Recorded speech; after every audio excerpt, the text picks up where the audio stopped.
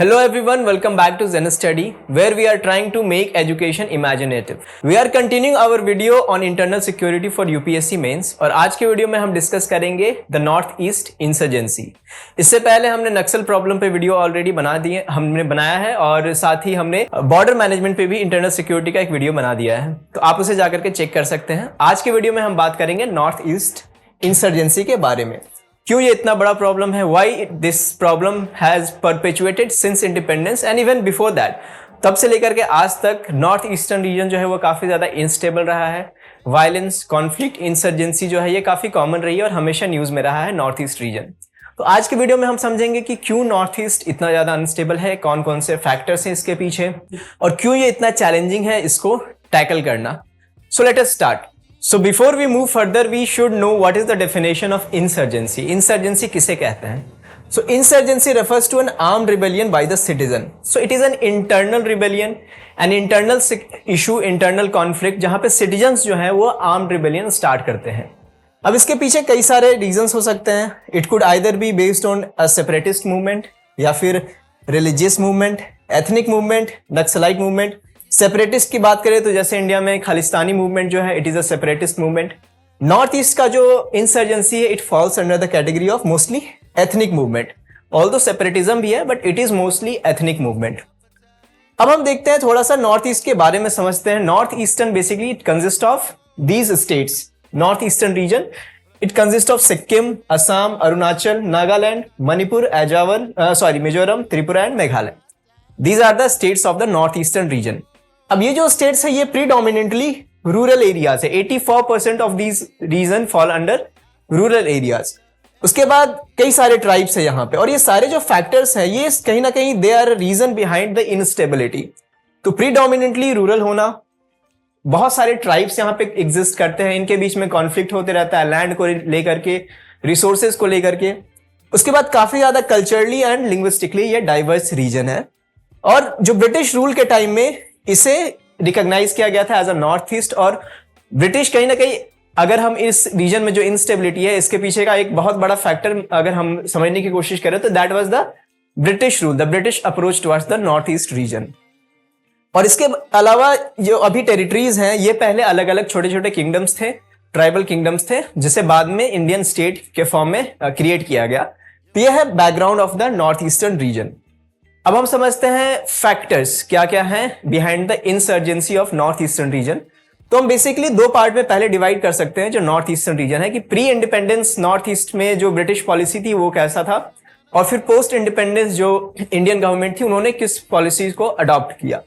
तो अगर हम ब्रिटिश एरा की बात करें, ब्रिटिश रूल की बात करें तो उन्होंने एक आइसोलेशनिस्ट पॉलिसी जो है वो अडॉप्ट किया towards north eastern reason, which was basically a policy of non-interference in cultural और religious matters। यानी उन्होंने काफी एक अल्ट्रा सेंसिटिव कंसिडर किया इस रीजन को और ज्यादा इंटरफेयर नहीं किया, उनके सोशल, पॉलिटिकल या फिर इकोनॉमिक स्ट्रक्चर में ज्यादा इंटरफेयर नहीं किया नॉर्थ ईस्टर्न रीजन में। वन रीजन माइट बी कि बिकॉज बहुत ज्यादा रिमोट था, टेरेन काफी डिफिकल्ट था इसके कारण, और वैसे भी ब्रिटिश का ज्यादा फोकस जो मेन लैंड इंडिया है इधर था क्योंकि इधर ज्यादा रिसोर्सेज थे, एग्रीकल्चर प्रोडक्टिविटी, ट्रेड वगैरह इधर ज्यादा था। और जो नॉर्थ ईस्टर्न रीजन है it was not that much accessible. तो इसके कारण उन्होंने एक नॉन इंटरफेरेंस पॉलिसी अडॉप्ट किया, एक आइसोलेशनिस्ट पॉलिसी अडॉप्ट किया। काफी लिमिटेड इंटरेक्शन था, ठीक है। उसके बाद उन्होंने इनर लाइन ड्रॉ किया, यानी उन्होंने जो बाउंड्री ड्रॉ किया इंडिया का इन the north eastern region it was drawn from the inside. और बेसिकली वो जहां तक जा सकते थे, जहां तक उन्हें एक्सेसिबल लगा वो वहां तक गए and they drew a boundary. और उसके बाद जो ट्राइबल्स थे they left those tribals to manage their own affairs. तो बेसिकली जो बाउंड्री भी ड्रॉ की गई during the British rule that was not well proper deliberated division of the boundaries. Post independence की बात करें तो पोस्ट इंडिपेंडेंस ये जो आइसोलेशनिस्ट पॉलिसीज थी ब्रिटिश की, कहीं ना कहीं इसको कंटिन्यू किया गया। बहुत ज्यादा एफर्ट नहीं किया गया by the government to integrate north eastern region into the other parts of India. तो इनर लाइन परमिट जैसी जो पॉलिसीज थी जो ब्रिटेन ने इंट्रोड्यूस किया था, ब्रिटिश ने इंट्रोड्यूस किया था, उसे रिटेन कर दिया गया। अभी भी इनर लाइन परमिट्स जो है वो they are still continuing in the north eastern region. साथ ही और ज्यादा ऑटोनॉमी देने के लिए ट्राइबल एडवाइजरी काउंसिल, आर्टिकल 371 जैसे article 371A is for Nagaland, 6 schedule में आपका ऑटोनोमस ट्राइबल एडवाइजरी काउंसिल जो है ऑटोनोमस रीजन की बात की गई है। तो इन सब से कहीं ना कहीं एक आइसोलेशनिस्ट टेंडेंसी जो है उसका परपेचुएशन हुआ। साथ ही और एक बहुत बड़ा फैक्टर था, that was the delays in statehood या फिर reorganization of the north eastern state. तो पहले जो नॉर्थ ईस्टर्न स्टेट्स थे वो there was only Assam, every other state was the part of Assam. तो ये जो रीऑर्गेनाइजेशन ऑफ स्टेट शुरू हुआ इसमें काफी डिले किया गया, like their violent incidents, the demand of separate statehood they grew violent in these regions. Specifically Manipur और नागालैंड की बात करें तो यहाँ पे काफी ज्यादा वायलेंस हुआ था, काफी ज्यादा डिमांड हुआ था। 1960 में there was peak insurgency in Nagaland on the basis of demand of a separate statehood. 1969 में इनफैक्ट जब इंदिरा गांधी मणिपुर गई थी स्पीच देने, तो हर रैली, हर speech was attacked with stones etcetera. काफी ज्यादा वायलेंस भी हुआ था उस वक्त। तो काफी एक वायलेंस मूवमेंट क्रिएट हुआ था क्योंकि there were delays in providing the recognition of state, मतलब स्टेटहुड मिलने में काफी ज्यादा डिले की गई। 1963 में फाइनली नागालैंड को स्टेटहुड प्रोवाइड किया गया।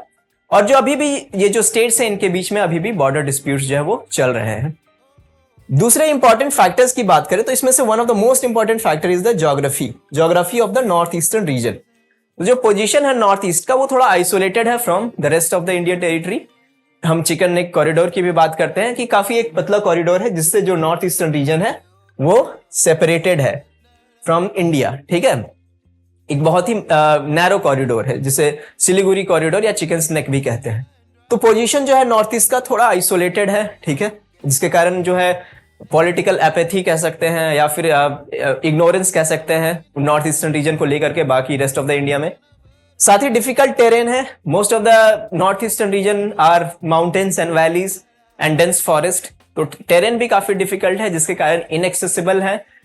उसके बाद लैंड लॉक्ड नेचर है नॉर्थ ईस्ट का, तो they do not have connectivity with ocean के साथ कनेक्टिविटी नहीं है, पोर्ट्स के साथ कनेक्टिविटी नहीं है।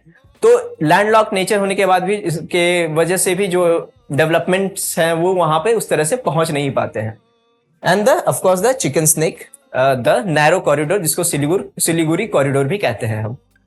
दूसरे फैक्टर्स की बात करें तो economic factor is another major important factor behind insurgency, behind instability in north eastern region. कहीं भी अगर इकोनॉमिक डेवलपमेंट नहीं होती किसी भी रीजन में, जैसे हमने नक्सलिज्म वाले वीडियो में भी देखा था कि इकोनॉमिक डेवलपमेंट ना होने की वजह से ये इंसर्जेंसी जो है या इनस्टेबिलिटी, वायलेंस जैसी चीजें जो है वो परपेचुएट करना इजी हो जाता है if there are lack of economic activity या फिर इंडस्ट्रियलाइजेशन, ये सब चीजें अगर ना हो तो। नॉर्थ ईस्टर्न रीजन की बात करें तो जो एग्रीकल्चर प्रोडक्टिविटी है वो लो है और श्रिंक हो रही है। जो ज्यादातर नॉर्थ ईस्टर्न रीजन में जो ज्यादातर जो फार्मर्स है या जो भी एग्रीकल्चरलिस्ट है वो फॉलो करते थे द शिफ्टिंग एग्रीकल्चर, झूम कल्टीवेशन जिसे कहते हैं।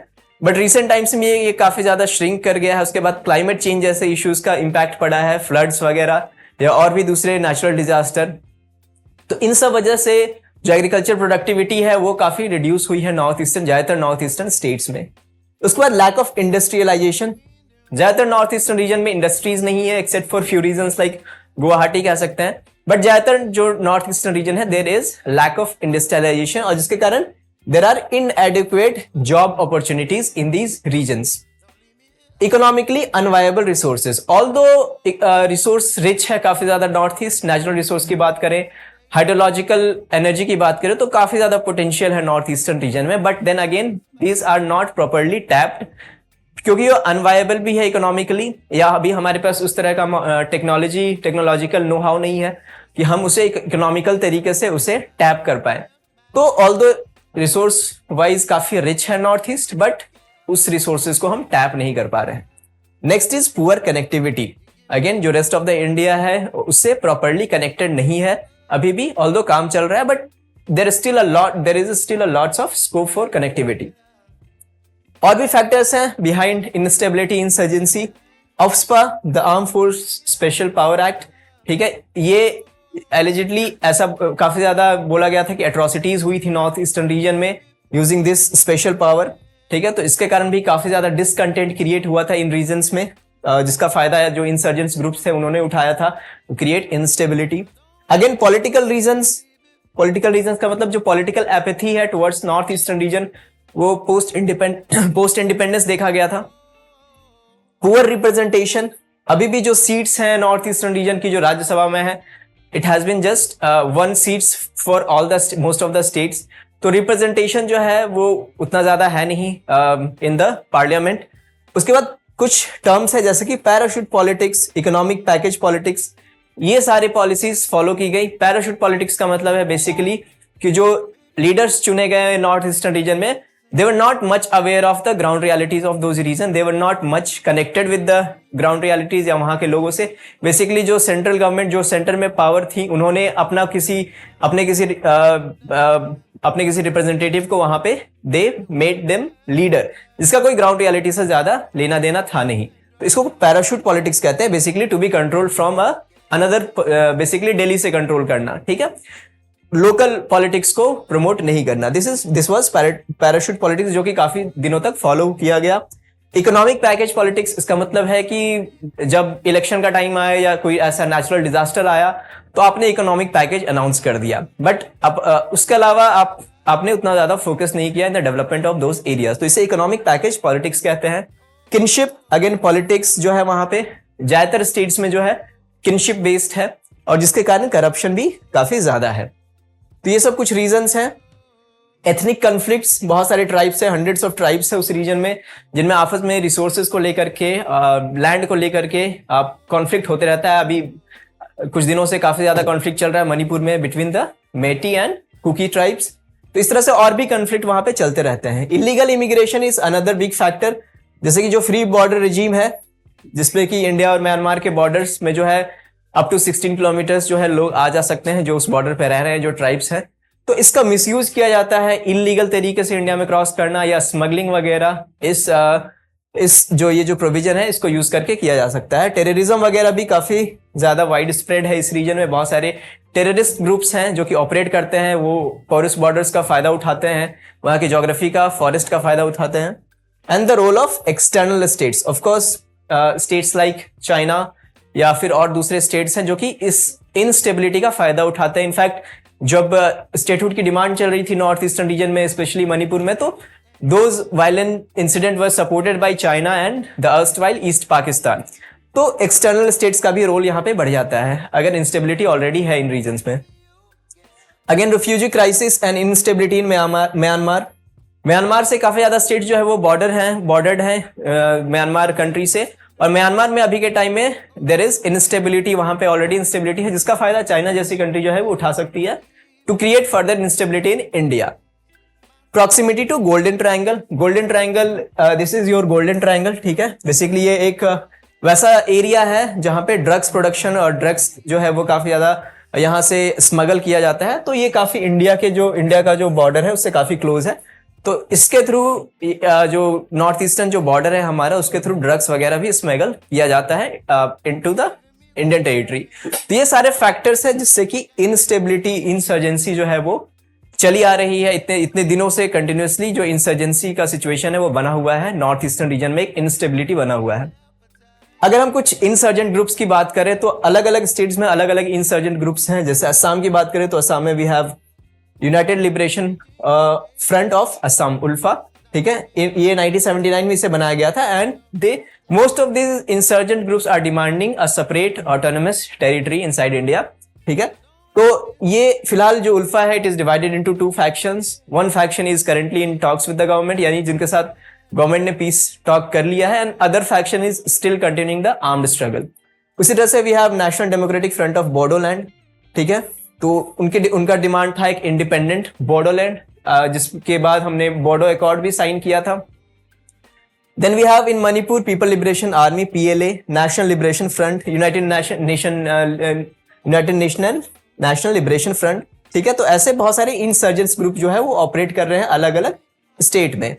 नागालैंड में we have NSCN, National Socialist Council of Nagaland. इनका डिमांड था, बहुत दिनों से बहुत पुराना डिमांड था, एन इंडिपेंडेंट नागालिम स्टेट, ठीक है। उसके बाद त्रिपुरा में we have National Liberation Front of Tripura and All Tripura Tiger Force. तो ये कुछ इंसर्जेंट ग्रुप्स हैं जो कि अलग अलग स्टेट्स में ऑपरेट कर रहे हैं। गवर्नमेंट इनिशिएटिव की बात करें तो these are the data from the ministry of home affairs, latest data है। You can remember some of these data to quote in your answers. कि अगर हम देखें तो सिक्योरिटी काफी ज्यादा बढ़ाया गया है नॉर्थ ईस्टर्न रीजन में, जिसके कारण there is 71% reduction in insurgency incidents since 2014। ठीक है, this is the official data of Ministry of home Affairs. 60% जो सिक्योरिटी फोर्स कैजुअलिटीज है उसमें कमी आई है, एंड 82% सिविलियंस डेथ में भी there has been reduction in 2023 as compare to 2014। ठीक है, उसके बाद government they have adopted the proportionate use of force, यानी कि सिर्फ फोर्स का यूज नहीं करना है, जहां पे जरूरी है वहीं पे यूज करना है। Dialogues and negotiation has been an integral part of bringing peace into the north eastern region। यानी जितने भी insurgents group है उनके साथ dialogues, negotiation start किया गया, and this is perhaps the best way forward। अगर हम नॉर्थ ईस्टर्न रीजन में इंस्टेबिलिटी चाहते हैं तो we have to bring those insurgent groups to a discussion table. उन्हें जो मेन स्ट्रीम पॉलिटिक्स है, पॉलिटिक्स ऑफ रिप्रेजेंटेशन, उसमें उन्हें इन्विटेशन देने की जरूरत है ताकि वो मेन स्ट्रीम पॉलिटिक्स का पार्ट बने। तो इसके लिए बहुत सारे पीस अकॉर्ड वगैरह साइन किए गए हैं अलग अलग ईयर्स में। नागा पीस अकॉर्ड हो या ब्रू एग्रीमेंट हो, Bodo peace accord, then Karbi peace accord, तो ऐसे बहुत सारे पीस अकॉर्ड्स भी साइन किए गए हैं अलग अलग इंसर्जेंट ग्रुप्स के साथ to create a peaceful north eastern region. उसके बाद there has been a reduction in disturbed areas under AFSPA. तो पहले अफ्स्पा जो थे वो ऑलमोस्ट सारे नॉर्थ ईस्टर्न रीजन में थे, मेघालय से इसे हटा दिया गया है। अरुणाचल प्रदेश में ये पार्शियली ही एप्लीकेबल है फिलहाल। उसके अलावा अभी असम, नागालैंड और मणिपुर में ये स्टिल इज एक्टिव। ठीक है, तो धीरे धीरे रिडक्शन भी किया जा रहा है क्योंकि AFSPA has been a controversial, कह सकते हैं कि एक सोर्स ऑफ कंट्रोवर्सी रहा है in the north eastern region. इसके बाद इंटर स्टेट बाउंड्री एग्रीमेंट। ठीक है, तो this has been a very good initiative कि जैसे कि असम मेघालय के बीच में इंटर स्टेट बाउंड्री एग्रीमेंट हुआ, असम अरुणाचल के बीच में हुआ, तो इससे जो वायलेंस इंसिडेंट है वो काफी कम हुआ। जैसे कि असम मेघालय में सिविलियन के अलावा police, even the police forces, वो भी आपस में they indulge in conflict and led to violence. जो पुलिस फोर्सेस थे वो भी आपस में वायलेंस वगैरह कर रहे थे, तो इसके कारण काफी एक इनस्टेबल सिचुएशन क्रिएट हो सकता था नॉर्थ ईस्ट रीजन में। बट हालांकि अभी असम मेघालय और असम अरुणाचल के बीच में दे साइंड अ बाउंड्री एग्रीमेंट, जिससे तो ऐसे और भी बाउंड्री डिमार्केशन प्रॉपर किया जा सकता है नॉर्थ ईस्टर्न रीजन में टू ब्रिंग पीस। और अगर दूसरे इनिशिएटिव्स की बात करें तो ministry of development of north eastern reason create किया गया है ताकि जो डेवलपमेंट एरियाज हैं नॉर्थ ईस्टर्न रीजन में उस पर प्रॉपर फोकस किया जाए। इसके लिए एक अलग मिनिस्ट्री बना दी गई है। There is NITI Aayog forum on north east. Again ये सारी डेवलपमेंटल इनिशिएटिव्स हैं। नॉर्थ ईस्टर्न इंडस्ट्रियल कॉरिडोर जो कि डॉकी से लेके मोरे इज इन मणिपुर और डॉकी आपका मेघालय में है। ठीक है, तो ऐसे इंडस्ट्रियल कॉरिडोर बनाए जा रहे हैं या इंडिया के जो दूसरे इंडस्ट्रियल कॉरिडोर हैं उनसे कनेक्ट किया जा रहा है इनको। उसके अलावा रोड, ब्रिजेस, ये सब बनाए जा रहे हैं, यानी इंफ्रास्ट्रक्चर और कनेक्टिविटी पे काम की जा रही है। भूपेन हजारिका ब्रिज, ऐसे ब्रिजेस बनाए जा रहे हैं। साथ ही कनेक्टिविटी के लिए जैसे उड़ान स्कीम है उसे इंट्रोड्यूस किया गया है नॉर्थ ईस्टर्न रीजन में भी। उसके अलावा north east rural livelihood project भी लॉन्च किया गया है। ये वर्ल्ड बैंक के हेल्प से इसे लॉन्च किया गया है ताकि जो एम्प्लॉयमेंट जनरेशन है उस पर काम किया जाए नॉर्थ ईस्टर्न रीजन में।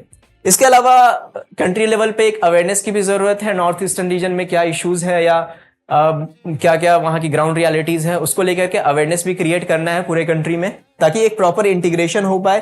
और काफी ज्यादा इंसिडेंट देखने को मिलते हैं हमें कि जो नॉर्थ ईस्टर्न पीपल है they are often racially they are discriminated. ठीक है, तो इस चीज को लेकर के बेजबारुआ कमेटी बनाई गई थी जिन्होंने रिकमेंड किया था कि there should be awareness about north eastern states in India. ठीक है, तो अवेयरनेस बढ़ानी है, इंटीग्रेशन में वो हेल्प करेगा। तो ये सारे आपके इनिशिएटिव्स लिए गए हैं। नॉर्थ ईस्टर्न रीजन इंडिया के लिए काफी ज्यादा इंपॉर्टेंट है, चाहे वो स्ट्रैटेजिक पॉइंट ऑफ व्यू से हो, क्योंकि नॉर्थ ईस्टर्न रीजन हमें जो साउथ ईस्ट एशियन कंट्री है उससे कनेक्ट करता है। उसके अलावा रिसोर्स भी काफी ज्यादा रिसोर्सफुल रीजन है, चाहे और बायोडाइवर्सिटी के पॉइंट ऑफ व्यू से भी काफी ज्यादा रिच है north eastern reason.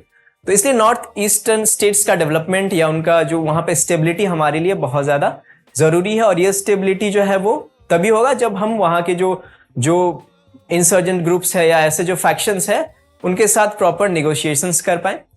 So this is all for today's video. हम लोग फिर नेक्स्ट वीडियो में मिलेंगे on internal security for UPSC mains. Thank you for watching.